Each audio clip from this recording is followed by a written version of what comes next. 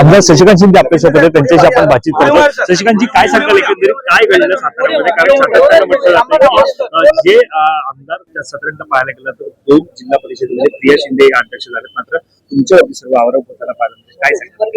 खरं म्हणलं तर सध्या राज्यामध्ये लोकशाही आहे का याचा शोध घ्यावा लागेल. त्या पद्धतीने खुलेआम कायदा सुव्यवस्था सगळी लोकशाही बाजूला ठेवून ज्या पद्धतीने अतिक्रमण झालेलं आहे, पूर्णपणाने पोलीस यंत्रणेचा, प्रशासनाचा, जिल्हाधिकाऱ्यांच्या समोर एखाद्या असलेल्या कॅन्डिडेटला सभागृहामध्ये मंत्री आणि आमदार देत असतील आणि तू नाही मतदान दिलं तुला बघतो. आम्ही एका सदस्याला आमच्या पळवत होते, त्याला आम्ही पकडलं. तू सीसीटीव्ही फुटेज मध्ये आहे ना, आम्ही खोटं बोलतो ना, तर त्यात सीओने डेअरिंग दाखवावी. सीओने तिथले सीसीटीव्ही फुटेज सगळं ओपन करून जनतेसाठी खुला करावा.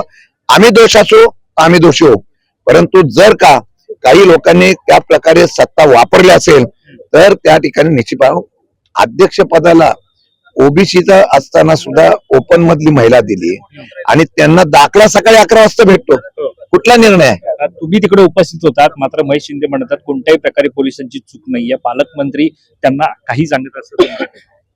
आम्ही फार जबाबदारीने सांगतो, सातारा जिल्ह्यातला इतिहास इतका एवढा पहिलं फौजफाटा नव्हता आणि सर्व लोक प्रिमाईजच्या बाहेर पाडतील तिथं त्यांनी कायदा सुव्यवस्था बघावी.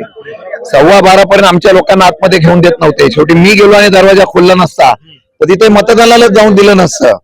बरं, आतमध्ये जाऊन त्या इमारतीमध्ये सगळे पोलीस, काय संबंध त्यांचा? एखादा आरोपी, तो निवडून आलेला जिल्हा परिषद सदस्य, त्याला एखादा आरोपी सारखा उचलून फटफटत नेता आणि मंत्री आणि हे आरोप असताना सुद्धा त्यांना भीती नाही.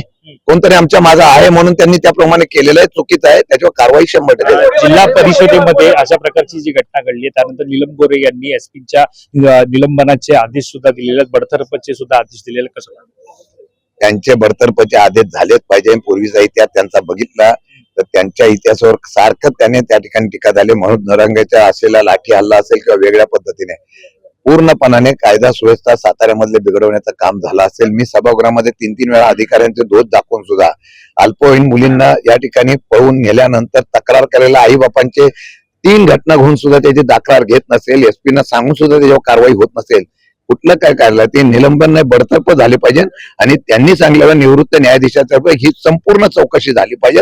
आता आम्ही कोर्टात जाणार. सत्ताधारी आणि सत्ताधारी आमने सामने आल्याचं पाहायला मिळालं. शंभूराज देसाई म्हणत आहेत की मला फरफटत नेलं तिकडे. 100% आहे हो, त्यांना बीपी आहे, सगळं आहे.